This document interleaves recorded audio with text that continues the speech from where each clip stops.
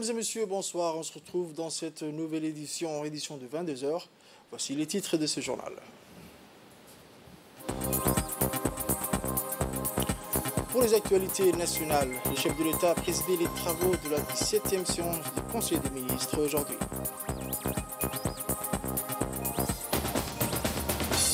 Pour les actualités internationales au Kenya, nous pouvons parler pour le processus de paix en RDC continue. C'était les titres de cette édition, les détails de ce journal à présent. Je vous disais dans les titres, le président de la République a présidé aujourd'hui la 17e séance du Conseil des ministres 2022. Plusieurs questions à l'ordre du jour ont été examinées. On écoute le porte-parole du gouvernement par intérim, Ali Hassan Bahdon. Excellence, M. Ismaël Marguerite, président de la République, chef du gouvernement, a eu lieu ce mardi 29 novembre 2022, la 17e séance du Conseil des ministres. Ont été examinés et approuvés les textes suivants. Ministère de l'économie et des finances chargé de l'industrie. Première question. Projet d'arrêté portant adoption du budget prévisionnel 2023 du Fonds de garantie partielle des crédits de Djibouti. Le budget prévisionnel du Fonds de garantie partielle de Djibouti pour l'exercice 2023 sont arrêtés en recettes et en charges à 81 295 276 francs. Le fonds a démarré ses activités en février 2020 et a déjà signé des conventions de partenariat avec 6 banques de la place, BCI Mer Rouge, BO Mer Rouge, CAC Bank, Exim Bank, IIB et IBB. Et une institution financière publique, le Fonds de développement, le FDED, et la CEPEC de Djibouti. Dans la continuité des années précédentes, la maîtrise du coût de fonctionnement est toujours en vigueur pour l'exercice 2023.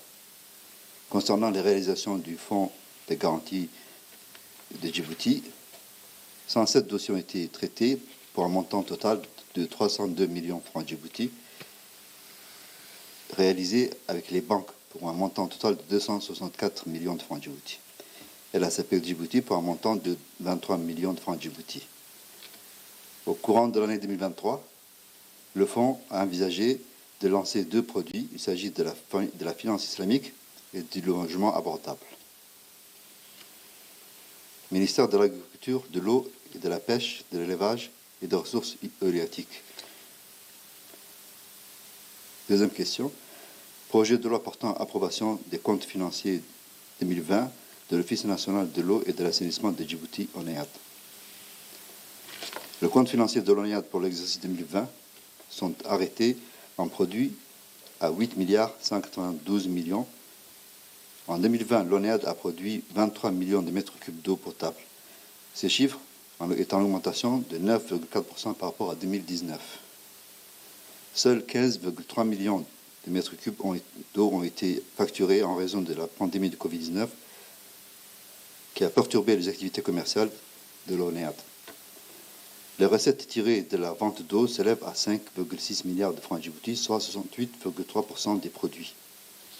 En 2020, l'ONEAD a poursuivi la politique d'investissement dans les infrastructures pour un montant de 1,28 milliard de francs Djibouti sur les fonds propres et sur financement extérieur. Elle a géré 107 forages de production d'eau et un réseau de transport, c'est-à-dire canalisation plus branchement, de 1085 km. Dans l'objectif de renforcer ses capacités, l'Office a acquis en 2020 des équipements de maintenance et de développement. En outre, les travaux relatifs aux divers projets de développement débutés pour la plupart durant l'exercice antérieur ont été poursuivis en 2020. Ces investissements réalisés portent sur la construction de l'usine de dessalement de l'eau de mer, la réhabilitation et la modernisation des installations d'eau potable et de l'assainissement de la ville de Djibouti, ainsi que l'adduction d'eau potable de la ville d'Obok. Troisième question, projet d'arrêté portant approbation du budget prévisionnel de l'Office national de l'eau de Djibouti pour l'exercice 2023. Le budget prévisionnel de l'Office pour 2023 est arrêté en produit à 9,9 milliards de francs Djibouti et dégage un résultat bénéficiaire de 27 millions de francs Djibouti. Le budget prévisionnel a été élaboré dans une perspective de croissance relative des activités de l'ONEAD. En 2023, l'ONEAD prévoit une production d'eau de 28,8 millions de mètres cubes, apte à répondre aux besoins de la population. Le volume des ventes d'eau facturée est estimé à 16,8 millions de mètres cubes pour l'année 2023. La production quotidienne de 21 500 mètres cubes d'eau de l'usine de dessalement est distribuée essentiellement à Balbala pour un coût de production total de 184 millions de francs djibouti contre un prix de vente de 74 francs le mètre cube.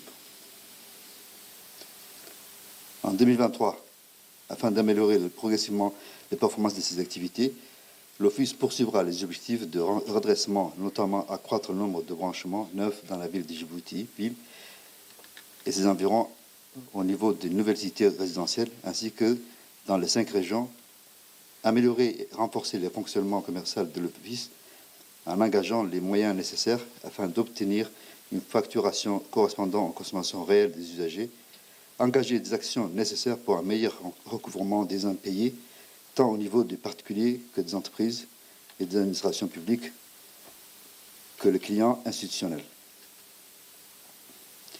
En 2023, l'ONEAD poursuivra l'exécution de son programme d'investissement, notamment le projet de modernisation et de réhabilitation FADES 3, l'électrification des forages de projets transfrontaliers, la réalisation d'une station d'épuration, l'extension et la réhabilitation du réseau d'assainissement. Ministère des Infrastructures et de l'Équipement. Quatrième question, projet de loi portant adoption du compte financier 2020 de l'aéroport international de Djibouti. Le compte financier de l'aéroport international de Djibouti pour l'exercice 2020 sont arrêtés en produit à 2 872 949 000 francs de Djibouti. Au cours de l'année 2020, les recettes liées aux activités aéroportuaires et aériennes ont fortement baissé par rapport à l'exercice 2019 en raison du Covid. L'aéroport international de Djibouti a enregistré un manque gagné lié au confinement qui s'élève à plus de 250 millions de francs de Djibouti uniquement pour les redevances aéronautiques. En 2020, l'aéroport international de Djibouti a commencé à rembourser les premières échéances suite aux investissements réalisés pour l'extension et la rénovation de l'aérogare. La réalisation de ces investissements permettra à l'aéroport d'augmenter ses capacités opérationnelles en vue d'accroître et d'améliorer ses infrastructures. Nous allons poursuivre la suite toujours de ce compte rendu avec le porte-parole du gouvernement par intérim. Cinquième question. Projet d'arrêté portant approbation du budget prévisionnel 2023 de l'aéroport international de Djibouti. Le budget prévisionnel de l'aéroport international de Djibouti pour l'exercice 2023 est arrêté en produit à 2 618 514 000 francs de Djibouti, avec un résultat net bénéficiaire de 26 133 000 francs de Djibouti. Le budget prévisionnel 2023 est élaboré dans un contexte d'accroissement des activités de l'aéroport, notamment la reprise progressive du trafic aérien. En 2023, l'établissement prévoit la mise en œuvre d'un programme d'investissement, à savoir la construction d'une nouvelle tour de contrôle, la réfaction de la piste et enfin l'acquisition d'un camion incendie. Ce projet de budget permettra à l'aéroport de répondre à ses missions et aux exigences en matière de sécurité et de navigation aérienne. Ministère de la Ville, de l'Urbanisme et de l'Habitat. Sixième question, projet portant approbation de compte financier de l'Agence de la réhabilitation urbaine et de logement social à Rolos 2021. Septième question, je vous présenterai donc les deux questions en même temps. Cette commission, projet de loi portant approbation du compte financier de l'Agence de réhabilitation urbaine et de logement social à Rolos pour l'exercice 2020. Le ministère de la Ville, de l'Urbanisme et de l'Habitat a présenté au Conseil des ministres, par la voix de son ministre, les comptes financiers 2018, 2019 et 2020, ainsi que de maintien de l'Agence de réhabilitation urbaine et de logement social, connue sous le nom d'Arolos. En effet, cette nouvelle agence investit des missions techniques du Fonds de l'habitat, a pour mission de réaliser la construction de logements sociaux, de piloter le programme Zéro bidonville d'amélioration et de reconstruction des quartiers précaires et de faciliter la régulation foncière. Depuis sa mise en place opérationnelle de 2018 à 2021, les activités de l'agence ont été marquées par l'attribution de 1114 appartements sociaux, 640 APK13, 30 appartements F3, 104 appartements financés par le PIN Koweït et la préattribution de 440 appartements FADES, ainsi que la commercialisation de 1100 parcelles viabilisées, lotissement Balwara 2, 844 lotissements, lotissement FADES 87 et lotissement FADES 2, 13, ainsi que le lotissement Nord PK 12, 156. La reconstruction sur fonds propres de 404 logements incendiés dans les différents quartiers de la capitale, dans le cadre du projet de reconstruction de logements sinistrés, ont été également réalisés. Dans le cadre de l'amélioration des conditions de vie et d'habitat du programme national Zéro bidonville, ainsi que la régulation foncière, l'agence a réalisé les activités suivantes. Finalisation et mise en œuvre de la stratégie de programme Zéro bidonville, finalisation des études techniques et urbaines de la zone de prévention et de relogement de 1210 hectares ayant abouti au démarrage et achèvement de 48,7 hectares de terrain viabilisés, finalisation des études de reconstruction et d'alignement de 10 quartiers précaires de la capitale et préparation du dossier d'appel d'offres de travaux d'investissement, achèvement des travaux prioritaires de la voie 1,2 km à Belbala ancien, et la délivrance de 2133 certificats d'inscription foncière aux personnes ayant régularisé leur propriété dans le cadre de la cession amiable. Dans ce cadre, les comptes financiers d'Aroulos pour l'exercice 2021 sont arrêtés en produit à 1,742 620 000 avec un résultat net bénéficiaire de 97 724 000 francs Djibouti. L'agence a entamé la préattribution de 440 appartements du projet financé par le FADES et elle a réalisé également la reconstruction de logements incendiés dans la capitale. Dans le cadre du projet Zéro bidonville, l'agence a relogé les ménages impactés par des opérations de restructuration. Enfin, l'agence a délivré 638 certificats d'inscription foncière aux personnes ayant régularisé leur propriété. Les comptes financiers d'Aroulos pour l'exercice 2020 donc sont arrêtés en produit 1,478 milliard francs Djibouti et en charge 1,403 milliard francs Djibouti et dégage un bénéfice net de 74 838 000 francs. Malgré un contexte difficile lié à la pandémie du Covid-19, de nombreuses activités ont été réalisées par l'agence durant cet exercice en matière de commercialisation et de construction de logements sociaux, en matériel de résorption de l'habitat précaire et en matière de régularisation foncière à travers la cession amiable. En 2020, Aroulos a investi plus de 2 milliards de francs dans les travaux à Balwara 2, la viabilisation du site de 540 appartements et la viabilisation du lotissement du PK 12 Nord et dans le projet de reconstruction de logements incendiés. Ministère du Budget. 8e question. Projet d'arrêté portant modification de l'arrêté numéro 2022/114 du 15 septembre 2022. Le projet d'arrêté a pour objet l'attribution d'une parcelle de terrain située dans la zone de Nagad d'une superficie de 12 hectares. Cette parcelle est destinée à la réalisation d'un projet de construction d'un hôpital de 500 lits dénommé Mohammed Ben Salman. 9e question. Projet d'arrêté portant affectation d'une parcelle de terrain au profit du secrétaire d'État chargé des sports. Le projet d'arrêté a pour objet l'affectation d'une parcelle de terrain d'une superficie de 6,5 hectares dans la zone de Nagad au profit du secrétaire d'État au sport. Cette parcelle de terrain est destinée à la réalisation d'un stade de football. Communication. En fin de séance, La ministre de la Jeunesse et de la Culture a fait un compte-rendu sur sa participation au 23e sommet de la francophonie qui avait pour thème les femmes et les jeunes, cibles prioritaires de la francophonie.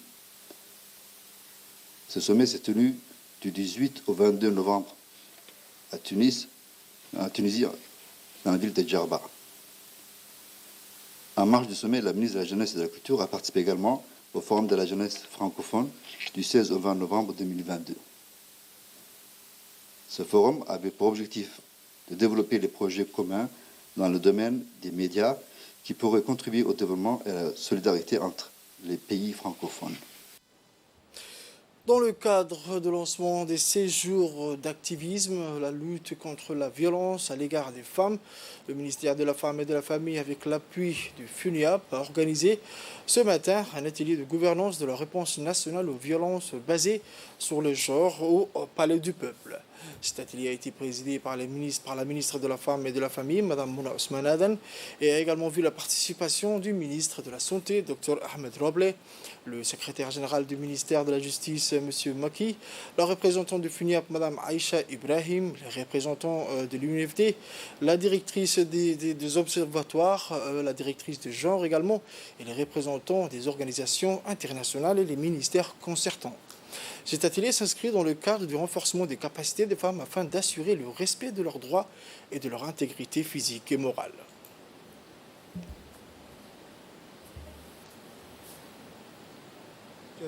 Qu'on n'attendait pas certainement, mais qu'on ne connaît pas et qui ne sont pas prévues, je ne crois pas, parce que le droit reste toujours en avance sur la sociologie chez nous. C'est-à-dire qu'il n'est pas un agissement auquel une règle de droit, notamment en termes de poursuite pénale, ne permettent pas de répondre. Voilà, ça c'est pour rassurer. Maintenant, à ce niveau de discussion, ce que je peux dire par rapport au produit, la plateforme, je vais saluer vraiment cette initiative et remercier les gens, ceux qui en sont à l'origine, et vous assurer de ce que le ministère de la Justice, le service public de la justice, participera à son développement et aussi à assurer que ce soit un instrument qui soit utile. Je suis contente que la première réunion de la coordination de gouvernance puisse se tenir aujourd'hui. Et pour moi, c'est un double symbole. C'est un double symbole parce que d'abord, c'est les 16 jours de violence. Et je crois que vraiment, et je remercie le ministère de la Femme d'avoir accepté à organiser cela aujourd'hui. Et c'est un autre symbole aussi parce que la plateforme, on a eu l'occasion aussi de la présenter parce qu'il y a le travail que les gens font. Tout à l'heure, j'ai travaillé dessous tous ces travailleurs de l'ombre. Donc, pour nous, et je remercie à tous qui ont travaillé. C'est un outil d'évidence, de transparence, de gouvernance et de prise de décision. Et tout de suite, nous allons écouter un extrait de l'intervention du ministre de la Santé, le docteur Ahmed Roble Abdeli. Très, très important.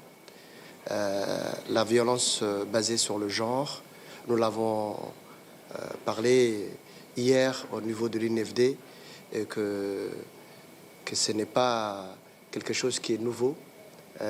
C'est des choses qui se passent dans notre pays, et ce sont des questions vraiment qui sont inacceptables pour nous, cette violence.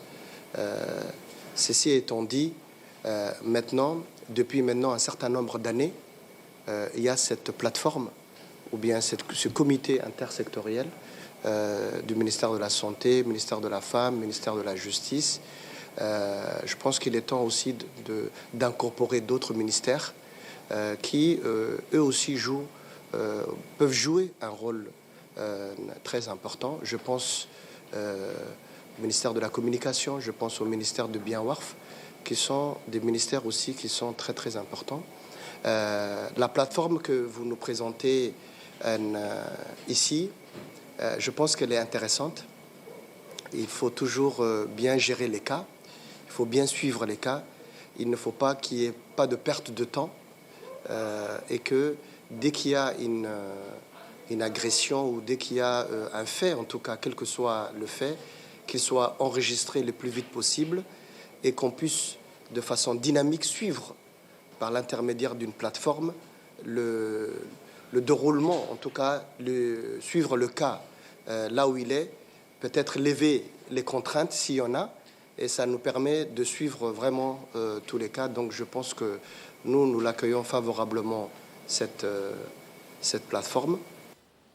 Toujours en marge des interventions, on écoute à présent les propos de la ministre de la Femme et de la Famille, Mme Mouna Ousmane Aden. Très honorée aujourd'hui de pouvoir conduire cette réunion aux côtés de vous, parce que je pense que vous êtes les principaux acteurs de la question de la violence basée sur le genre. Nos différentes dispositions, que ce soit juridiques, techniques, stratégiques, se font autour de toutes ces personnes présentes aujourd'hui. Et nous avons tenu à faire cette réunion avec nos partenaires pour partager avec vous, vu qu'on est aussi dans les 16 jours d'activisme contre les violences, pour partager avec vous un outil de travail pour encore rendre plus performant notre réponse face à ces violences, et qui a été initié, présenté techniquement avec le FUNIAP, et qu'on voudrait partager avec l'ensemble des partenaires. Cette plateforme qui, Monsieur le ministre, nous permettra par la suite de pouvoir être plus performants dans les réponses, d'être au même niveau d'information, mais également, surtout, pour qu'on puisse aller de l'avant dans une lutte effective et efficace, Inch'Allah.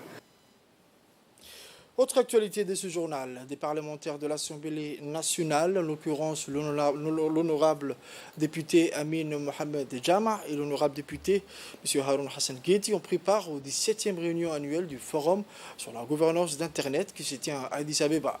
Ce forum de cette année a pour thème général l'Internet résilient pour un avenir partagé, durable, commun. Ce forum constitue une plateforme essentielle pour permettre des discussions sur la gouvernance de l'Internet, y compris la durabilité, la sécurité, la stabilité et le développement de l'Internet. Dans le cadre, toujours de la semaine nationale de l'handicap, l'Agence nationale de personnes handicapées, en collaboration avec le secrétariat d'État chargé des sports et le CAC-Bank, a organisé dans l'après-midi d'hier lundi au stade Omnisport le Roi Fahd, situé à Balbala, un programme sportif intitulé « Une journée de sport pour tous ». Après une matinée trop chargée, le directeur général de l'Agence nationale des personnes handicapées, M. Ali Saïd Mahmoud, en compagnie du secrétaire d'État chargé des sports, M. Hassan Mohamed Kamil, se sont rendus dans l'après-midi de cette même journée au stade Omnisport Roi Fahd pour lancer une série d'activités sportives entièrement dévolues aux personnes à besoins spéciaux. Les compétitions sportives de cette journée riche en émotions ont opposé des joueurs et athlètes en majorité issus des réseaux associatifs de personnes à besoins spéciaux de la capitale, en présence du président de la Fédération djiboutienne du handisport, M. Abdelrahman Abdullahi. Outre des matchs de football, de handball, organisateurs invités ou simples spectateurs ont tous assisté avec admiration et enthousiasme ces épreuves sportives multidisciplinaires qui vont de pair avec le thème retenu pour cette 4e édition de la Semaine nationale de l'handicap. Il s'agit ici moyen visant à démontrer, preuve à l'appui, les compétences et les capacités de nos concitoyens vivant avec des handicaps.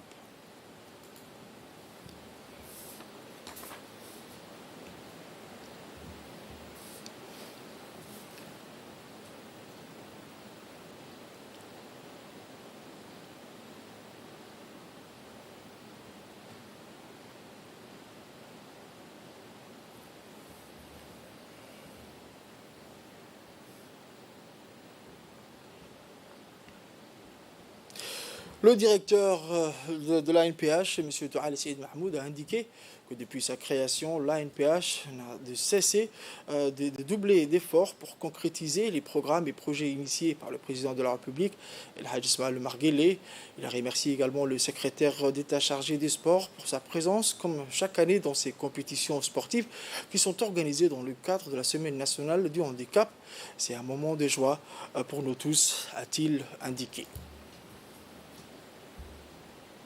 À présent, voici la réaction du secrétaire d'État chargé des sports, M. Hassan Mohamed Kamil. On écoute. Du handicap. Nous avons toutes les personnes à besoins spéciaux qui sont aujourd'hui présents. Ils ont fait pratiquement 4 à 5 disciplines. Le personnel de l'agence était à cheval aujourd'hui pour faire de cette journée une journée mémorable. Mais ce qu'on a récolté lorsqu'on a écouté les jeunes concourir, c'est qu'une année, c'est trop loin. On a fait en sorte à ce qu'on puisse organiser ce genre d'événements tous les 3 mois. Et pas uniquement à Djibouti, on va l'organiser dans les régions aussi. Et on a opté pour Ali Sabé pour les mois qui arrivent. Et on va essayer de faire en sorte aussi que les personnes à besoins spéciaux soient intégrées avec les autres personnes normales. Voilà, et pour qu'ils ne se sentent pas un peu à l'écart. C'est ça notre objectif aujourd'hui avec le secrétaire général, ici présent, M. Douali, qui est un ami de longue date aussi. Donc j'ai l'appui et on va être à ses côtés à tous les événements qu'il va organiser. Merci. Toujours dans le cadre de la Semaine nationale du handicap, l'Agence nationale pour les personnes handicapées a organisé ce matin un atelier de vulgarisation sur la loi numéro 151 du 18 juillet 2022, abrogeant et remplaçant les dispositions de la loi numéro 207 de l'an 2017 relative à la promotion et à la protection des droits des personnes à besoins spéciaux.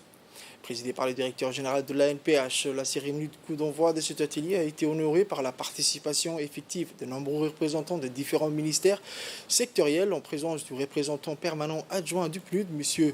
Olivier. Animé par l'avocat Maître Abdelkader Hassan, l'atelier a pour objectif principal de porter à la connaissance de tous l'utilité de cette nouvelle loi renforçant les dispositions institutionnelles mises en place par la promotion et la protection des droits des plus vulnérables de la société, notamment les personnes vivant avec un handicap. C'est ce qu'on appelle ne laisser personne de côté. S'assurer que dans le développement des différents pays, des différentes populations, à tous les niveaux, qu'ils soient sociales, économiques, que tout le monde, toutes les forces vives de la population puissent être intégrées. Et je pense qu'aussi c'est un critère très important.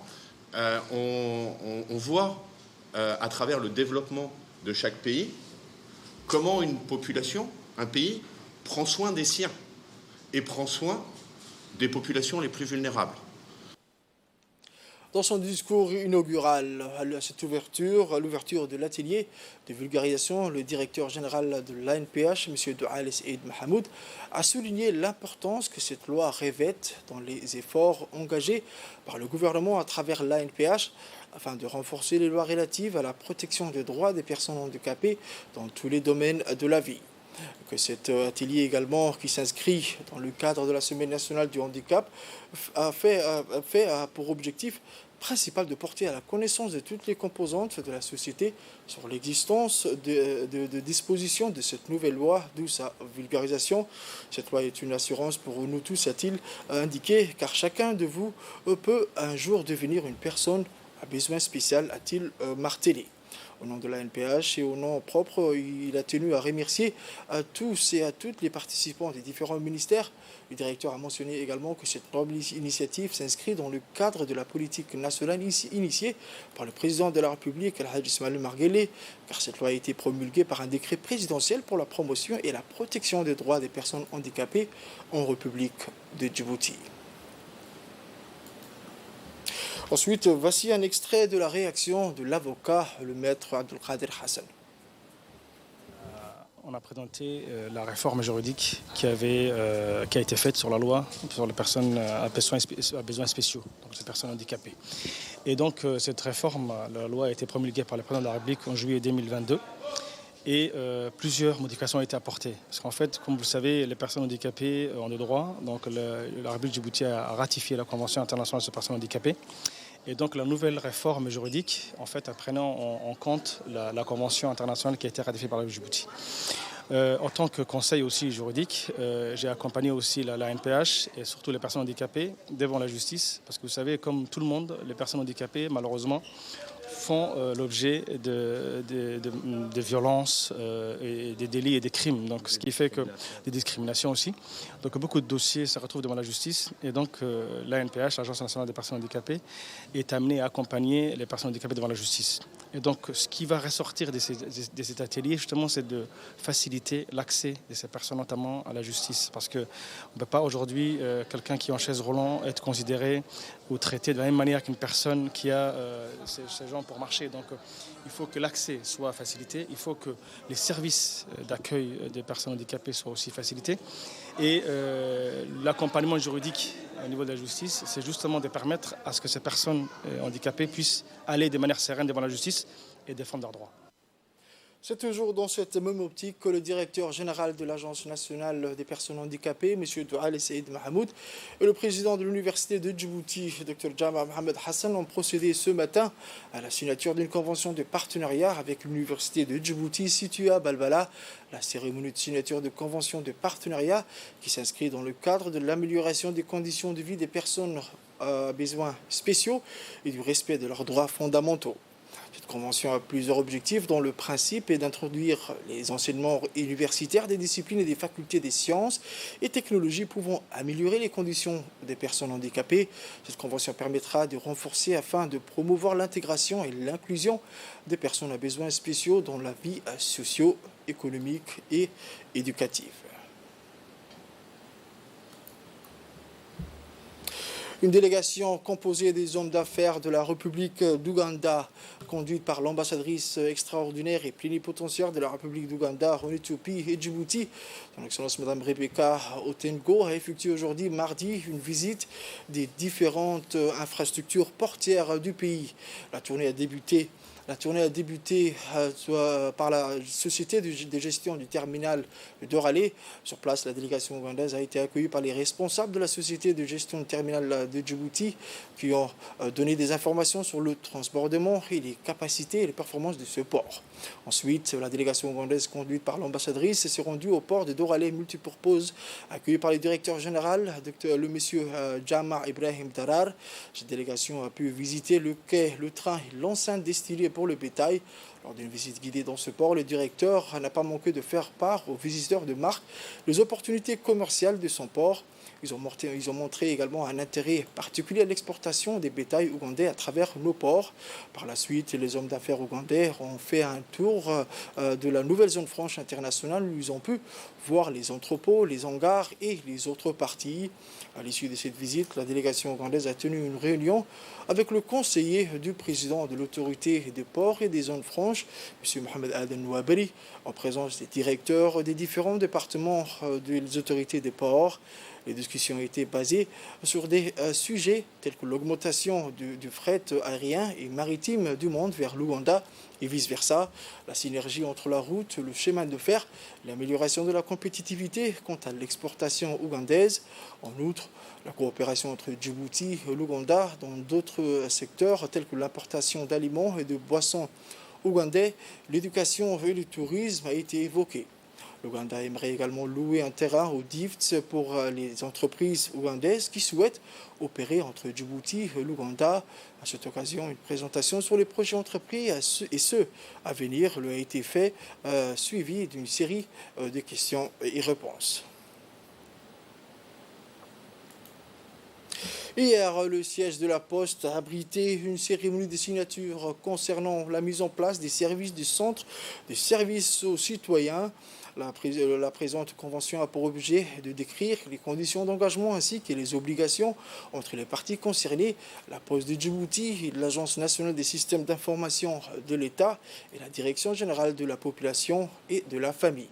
Dans le cadre de la mise en place des services de centre de services aux citoyens, le présent partenariat répond aux besoins et aux attentes des usagers de l'administration publique.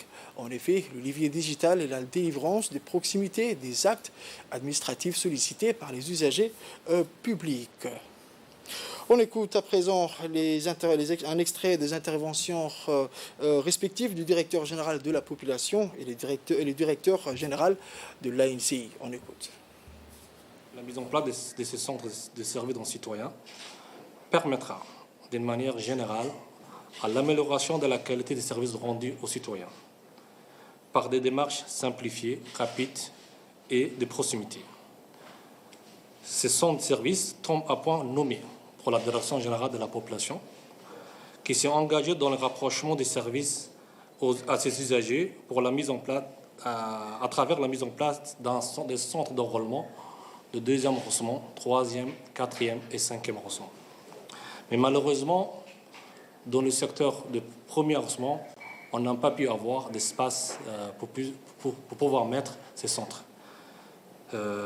Donc, c'est avec une immense joie et que de collaboration entre ces deux autres institutions qu'on a pu avoir au sein de l'institution La Poste se trouvant à Anguilla des centres d'enrôlement dédiés pour l'octroi des numéros nationaux d'identification et l'enrôlement des cartes d'identité. Il s'agit de mettre en place un espace dédié à délivrer un certain nombre d'actes administratifs à la population djiboutienne. C'est une démarche de rapprochement de l'administration et de l'administré. Donc un accord précédent a été signé déjà entre nous et la Poste. Et un des premiers services aujourd'hui qui pourrait être disponible dans ce centre, qu'on entame d'ailleurs les travaux de rénovation et de mise en service très prochainement. Donc l'un des premiers services disponibles dans ce centre sera donc celui de l'identité, qui en reste de moins un des plus demandés aussi par notre population. Donc je félicite encore mes collègues d'avoir adhéré à cette idée et de nous avoir facilité la mise en place de ce centre qui sera dédié aux citoyens pour qu'ils puissent effectivement recevoir leur acte d'identité tout proche tout proche d'eux-mêmes. D'autres vont suivre et donc ce n'est qu'une première étape et je pense que ces collaborations fructueuses verra très prochainement le jour dans une inauguration prochaine de ce centre. Toujours dans les nouvelles nationales, le directeur de la sécurité publique de la police nationale, le colonel Omar Hassan, a officié aujourd'hui dans son cabinet la cérémonie de remise d'un équipement destiné au service des sécurités routières. Ce matériel offert par les assurances GXA, Amerga, Tamini et Paul est destiné aux hommes de la brigade de la circulation routière. Outre le colonel Omar Hassan, la cérémonie qui s'est tenue au commissariat central a vu la participation du lieutenant-colonel Mirgan Omar Hamed, commandant du corps urbain, du commandant également du commandant de la brigade de délégation judiciaire, le commandant Idriss Isman, et du commandant de la brigade de la sécurité routière, le capitaine Abdourazak Aden Moussa. Cette donation répond à la volonté des assureurs de la place de soutenir et d'épauler les éléments de la circulation routière dans leur mission régalienne. À cet effet, les représentants des compagnies d'assurance de la place ont remis aux différents services de la sécurité routière, tels que les constats d'accidents, la brigade centrale d'accidents et la sécurité routière, des éthylotests, des imprimantes, des photocopieuses, des ordinateurs, des disques durs, des clés USB également, mais aussi des gilets et des cônes destinés à réguler la circulation sur nos routes.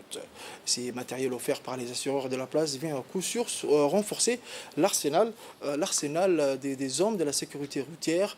La réactivité de ce partenariat entre la police nationale et les assureurs de la police démontre la volonté du directeur général de la police, le colonel Abdelrahman Ali Kahin, de renforcer davantage la collaboration entre la police nationale et les assureurs du pays. Le représentant de l'assurance, à cette occasion, a tenu à remercier la police nationale pour leur collaboration et leur travail au quotidien pour renforcer la sécurité sur nos routes. De la sécurité publique, j'ai l'honneur de vous remettre un lot d'équipements composé de matériel informatique, des photocopieuses, des autotests, des gilets de sécurité, des caméras. Ce matériel est offert par les compagnies d'assurance Amerga, GXA et Tamini. Les relations entre la police en matière de sécurité routière et les compagnies d'assurance sont anciennes, par ce dont nous entendons les renforcer.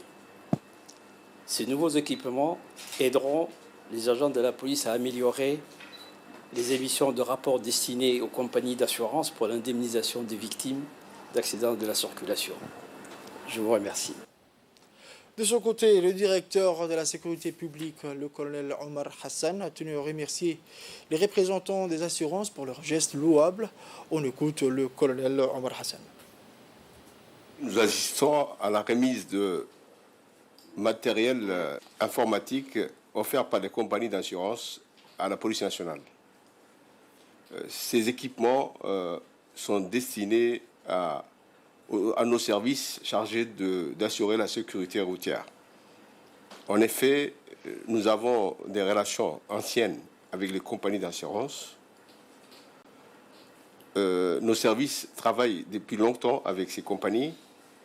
Aujourd'hui, les compagnies ont fait un geste en offrant ces équipements à nos services. Au nom du directeur général de la police nationale, le colonel Abdourahmane Ali Kaïd, je voudrais remercier les compagnies d'assurance. Je voudrais leur indiquer que nous sommes disposés à entretenir et à renforcer davantage nos liens de coopération. Je vous remercie. Nécrologie de cette édition suite au décès de feu Dar Derir Guessoud, survenu ce samedi à l'âge de 79 ans à Djibouti. Le préfet de la région d'Arta, M. Mohamed Cherou, et au nom de la population d'Arta, mais également à son nom propre, adresse ses condoléances les plus attristées à sa famille et proches et prie le bon Dieu, Allah, de l'accueillir dans son paradis éternel.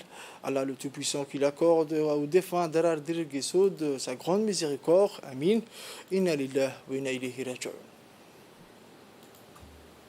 Et pour les actualités internationales, je vous le disais dans les titres, à l'occasion de l'ouverture d'une nouvelle consultation pour le processus de paix en République démocratique du Congo au Kenya, l'ancien président du pays, Uhuru Kenyatta, facilitateur des discussions, a mobilisé les dirigeants de la communauté d'Afrique de l'Est.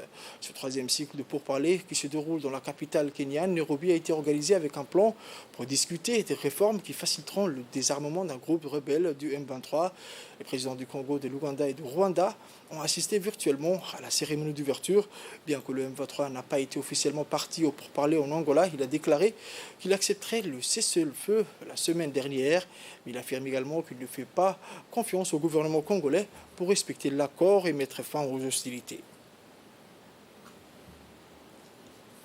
C'est tout pour cette édition de 22h, mesdames et messieurs. Merci à vous de l'avoir suivi et restez avec nous pour la suite du programme sur Télé Djibouti.